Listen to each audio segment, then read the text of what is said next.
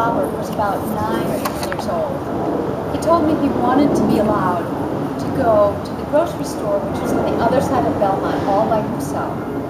And this meant he would have to cross Belmont in a busy intersection at a traffic light, all by himself. I didn't want to let him go, but I let him go. And he came back just fine, and I had a few more gray hairs. When I read this week's Parsha, Lech Lecha, I found myself thinking about those parents. And I wondered what Avram and Sarai's parents felt when they were told that their children were going to be getting up and going to somewhere, leaving their ancestral home and everything they knew. I have to believe that it came as quite a shock to them.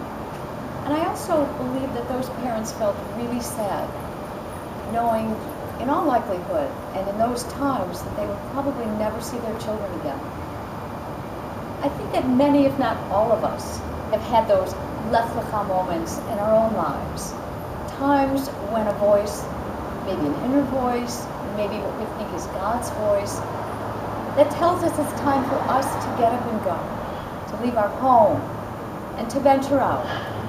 Whether it's across the street, whether it's to go to college, or maybe it's to go to a new state or even a new country. And our parents, or we as parents, know that it's time to let them go, that it's our job as parents to help our children be independent so that they can leave the nest, so that they can make their own way into the world. I really hope that Avram and Sarai's parents and families found comfort in the fact that these two trusted in a power greater than themselves that would bring them safely to somewhere. Just as we hope and we pray that our children will be safe and that they will find fulfillment in their own journeys. This Parsha brings to mind a wonderful poem by Cecil Day Lewis, who was the Poet Laureate of the United Kingdom. And the last stanza of the poem, called Walking Away, goes like this. I offer this to all of you who have ever watched your loved one, no matter how old, walk away from you into their own future. I have had worse partings, but none that so gnaws at my mind still.